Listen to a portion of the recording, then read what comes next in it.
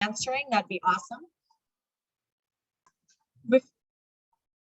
So I'd like to start by asking you all a question.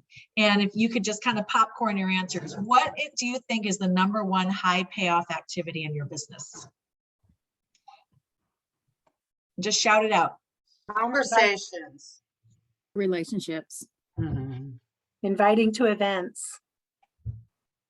It's inviting, but it goes a step further, promoting to events. Promoting events is the highest payoff activity for your business. It's skill #7 in Eric Worre's GoPro skills system. And the ability to promote events is the one skill that's proven to pay out more than any other. Your income will grow exponentially the more consistently you attend events and invite their team to attend events. We're talking here a lot about inviting team to the Big Rock events, because that's where you're going to exponentially grow. But we also are talking about inviting prospects to events as well. But here we're going to focus on the Big Rock, which we'll talk about as we go along here. So events are where you accelerate the growth of your income, and events are where leaders are born. And Eric Worre says that meetings make money. It's that simple. So you want to incorporate building, promoting for events, inviting for events into your business as if it's your business depends on it. So another question I'd love to ask you is, what kinds of events can we promote? Conference. Yep. What else? Webinars, special speakers. Yes. Take healthy back. Take healthy backs. Yeah, Dick and Noreen were just asking about take healthy backs. Any others? Live events. Live events. And we're luckily starting to have more live events, but we do have a ton of virtual events that we can invite to. Who follows the Voxer events invite chat? Is there anybody here that doesn't know about that? Okay, Shelly, it looks like some of you are not familiar with that. Ask your upline to add you to the Voxer chat events invite. That has a ton of events. Some are in person, but they're flyers for all the various events, mostly virtual, that you can use. And I recommend that each week you plan for the events coming in that week. So if you follow that chat, if you look at our Facebook community where we have in the featured posts, we always have the Take Healthy Backs for the week from our team. We've got some key events there, training events for our team. So there's those two places, the Facebook featured announcement and then the Voxer chat are key for you to plan your week for what events are coming up so that you can strategically be inviting. Hi, everyone. Looking great to see more of you jumping in. So the Carrie actually announced the Big Rock event. And we actually, this is great timing because we have our Big Rock event, the conference, coming up in April. And this event is going to be the biggest money-making event that you could possibly go to. And so if you haven't already been talking about and making plans for coming to Anaheim, I highly recommend that you do that, because destination events like our April conference are the most powerful event that you have in your back pocket. And the top earners in our company attend conference. I personally have been to 30+ conferences. Yes, believe it or not, been with the company 15 years and I've been to 30+ conferences, and I would not ever do anything differently, because as a leader in my team, I want to model that behavior. The highest payoff activity behavior is going to events. So it'd be kind of weird if I expected my team to go and I wasn't there. So, you know, be the Iron Man or the Superwoman of your team and make that non-negotiable. You know, you are always going no matter what. And Eric Worre, he does this great analogy or example of how your income can be largely impacted by inviting to conference and bringing as many team members as you can to conference. And he says to imagine that you're at a conference with 2,000 people. He said at the next event, half of those people won't come back. The half that does come back to the next event will be making twice the average of everyone in the room. At the next event, half of those people won't come back. But the people who do come to the next conference will be making 4 times the average of the people in the room. And so on and so forth. You keep attending each conference, and eventually you're going to be among the highest income earners in the room. So here's another question for you. Why is conference so powerful? Anybody want to give it a stab? Caprice, I think it helps paint the vision of what can be, and it gives you a sense of the bigger community.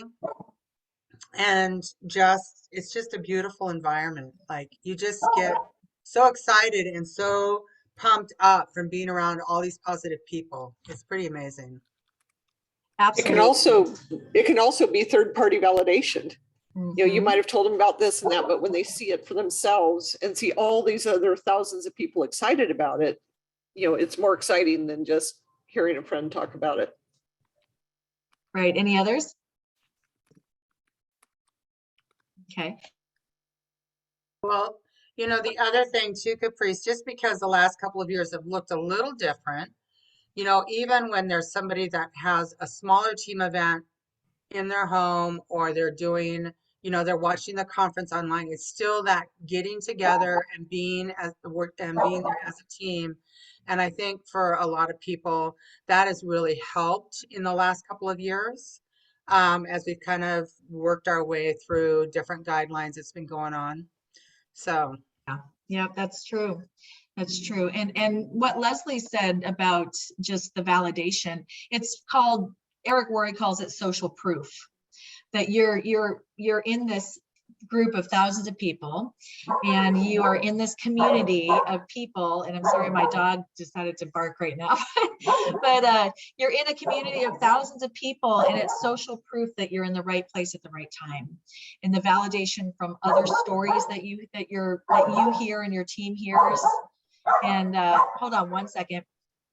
Hey, Caprice, Yeah. while you're. Go ahead. Yeah, you talk. Yeah, I'm I gonna can mute add and a little stop it. bit too.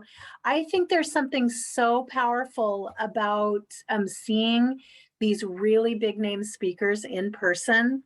Like, it's one thing to see Janet Black, you know, on videos and whatnot, but when you get to see her and get belly to belly with her, same with Jay Martin and our top leaders, there is something so powerful about that. And you know, Chris and Nikki have always been so amazing at introducing us to those, to the top people in our company. And that to me just holds a lot of power and makes me feel a part of something so much bigger than myself.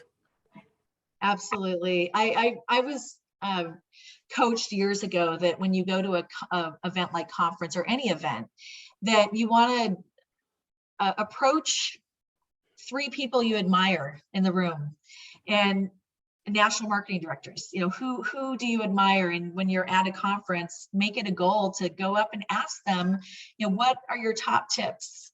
You know, what's one of the best pieces of advice that you could give me to be successful in this business? And that was something that, you know, I try to do when I go to events, is always kind of rub elbows with those people and ask them those questions, because they've been there and done it before us. And so who best to learn from? And that's a, you know, I recommend that you all do that as well. The other thing that could occur or does occur when you and your teammates attend conference is that sometimes you have a partner that maybe they're a little bit out of it, and it helps them to refocus and recommit to their business.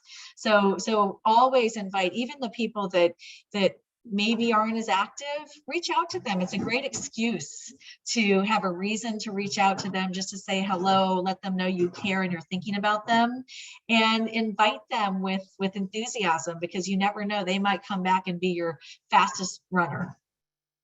And lastly, the recognition. You know, when people see the promotions and the people being recognized at conference, it's so powerful. My husband got the dog to silence. Thank you, honey. Okay, so then I have another question for you. What's the difference between an announcer and a promoter? Anybody have an idea? I think a promoter infuses the importance, the energy, the enthusiasm, and especially the importance of showing up and attending versus just making an announcement. Anyone else? Yeah, promoter actually gets people to events. Like, they're not just saying, hey, this event's happening. They're like really explaining like why you need to be there, and they actually get people to the events. You both hit the nail on the head. That's exactly the difference. You could just get a flyer and post it on your social media, or you could pick up the phone, you know, and when you think of people that this may resonate with, or maybe they're the people that you've talked to over the years who were open. They're the perfect people. You want to start with those people that you've already had conversations with, that you know, maybe they're kind of the low-hanging fruit per se, you know, because they've already been interested or showed interest at some point. So, you know, get back, make a list of all the people. And yes, Chris was a master promoter. Someone says, whenever I got a call from him, I knew it was something worth attending. And I actually had Chris would get on three-way calls with me and convince, every single time he convinced the people to attend conference when I couldn't. So that third-party validation through a three-way call by your upline or somebody higher up that maybe that person can relate to, or you think that they would have a powerful message for, you want to get them on a three-way call. So announcers let people know what's happening. They say and they also say things like, if you want to go, you know. Promoters inspire and compel people to go. And, you know, promote consistently, you know, with repetition. You know, if Eric Worre says that if you aren't annoying someone with your messages and your promotions, you're not promoting well enough. So how can you inspire and compel people to attend an event? Any ideas? Painting a vision for them Mm-hmm. about maybe what they're going to be seeing there, and the excitement, and you know, that kind of stuff. Yep. Anyone else? Okay, so that's exactly right. Really having. Caprice, I saw Denise had her hand up. Oh, I'm sorry. Go ahead, Denise. Thank you. Oh, no worries. I'm trying to think of the word, but it's you know, like when you build somebody up, like whoever the speaker is going to be, I'm blanking on the word. Edify them. Thank you, edify. When you edify the speaker and you connect with the person as to why this speaker or event would be helpful to them, or what made them, you think of them specific to this event. So if it was like for, you know, Dr. Phillips, that you might talk about how he's an athlete, and maybe that correlates to another athlete, things like that, that helps somebody connect and can see themselves there.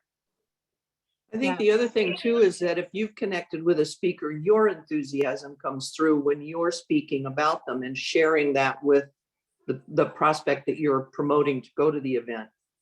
It's like Stephen Ritz affected me that way. When I talk about him in the Tower Garden, you can actually feel the enthusiasm that comes off of me. I know, me too. When I invite for him, he's the of all events, I get more butts and seats with David Phillips, because I feel the same way. So, but I learned that years and years ago. I forgot maybe it was Wendy Campbell, but butts and seats. The more butts and seats that you get, the more your income is going to exponentially grow. So get as many butts in seats as possible. And I love the verbiage that Regina just shared. Regina said that, a way that she invites is she tells people, it's going to be a life-changing event. I don't want you to miss this. I gained so much from this speaker. And so that's fantastic verbiage, Regina. So I loved all of those ideas and just the enthusiasm and the authenticity. People can tell when you're just kind of given the party line. So when you really make it, from your heart and the passion, they can feel that passion from you, and they know that no matter what, you're going to be there. And it's somebody that and make it fun. It's going to be fun, and people want to be around people who are fun. So how do you promote consistently? So I'm just going to list a few things because we're getting short on time here, but you want to get your events on the calendar. Like I said, go to our Facebook Cotton Club Heat Team page, go to the Voxer chat, the events, invite. If you're not in there, ask your upline to add you. But each week, plan for the upcoming events. There's so many. We could be doing events multiple times a day. So you're not going to be able to invite to all of them, but I usually pick, 3 events a week.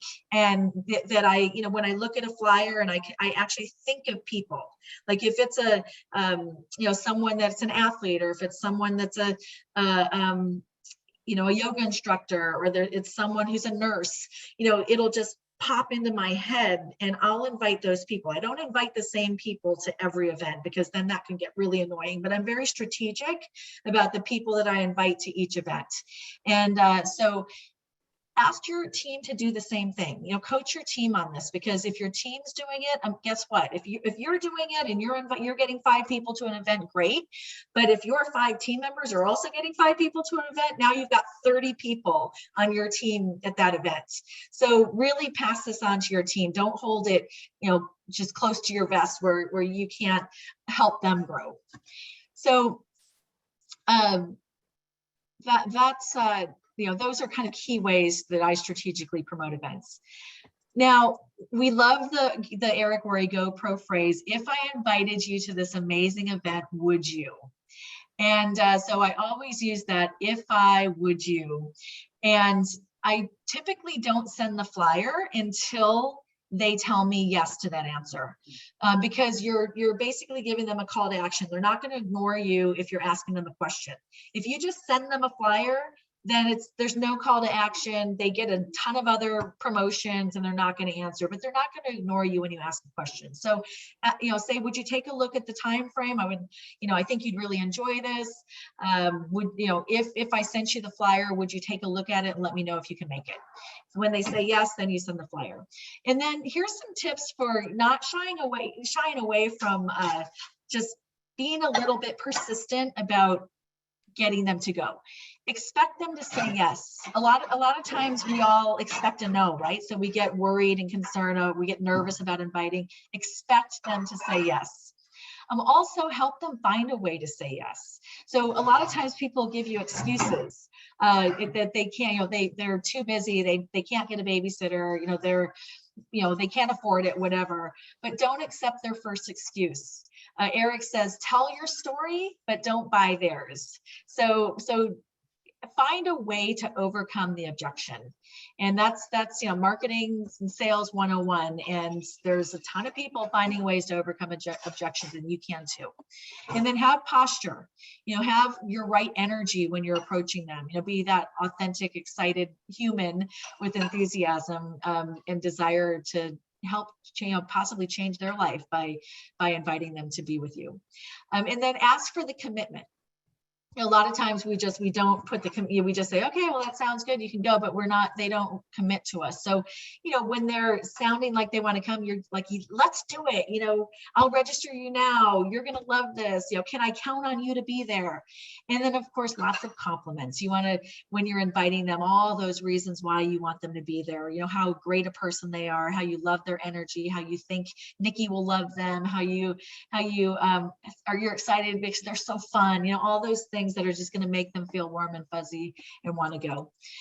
So in closing, you build an event culture in your team. And I'm going, and also recognize and reward the people who show up and bring people. I'll close with an example that Eric Worre gave. He said, imagine you're a publicly traded company and your stock value was dependent on the number of people that you brought to an event. Imagine that, right? You would certainly take inviting to events and promoting events a lot more seriously, wouldn't you? And always keep growing that number and keep teaching your team to grow that number. And when you do that, your business is just gonna, your income's gonna grow exponentially, your team's gonna grow exponentially. And there's actually a number per head that Eric puts on the number of people you bring to the Big Rock conference is something like, $1,000 more a year for each person that you bring to conference from your team. And it's proven, that you will, grow if you continue to go subsequently. I've been, like I said, to 30 plus, and my income has continued to grow consistently over the years because I take the events seriously and I promote events consistently. And one last thing about events, when you promote events, remember that perception's everything. Right? So if I just encourage you, don't get discouraged if people don't come to your events. Because if you invite and you put those events out there, whether, it's personal phone calls, it's private messages, it's text, it's, on your social media, perception is everything. It's one of the biggest marketing tools. So all of the people that you invited, all the people that see the event, for all they know, you could have had 100 people at every event. What they see is that you're still passionate about your business. You're still excited about the information that you have to share with others. And, like I said, they don't know that nobody showed up to 70% of them. So just keep that in mind, that it's a marketing tool, and never get discouraged when nobody shows, because you did the work. And, if you build it, they will come. And if you're consistent, they will come. And that's all I've got for you tonight. Any questions?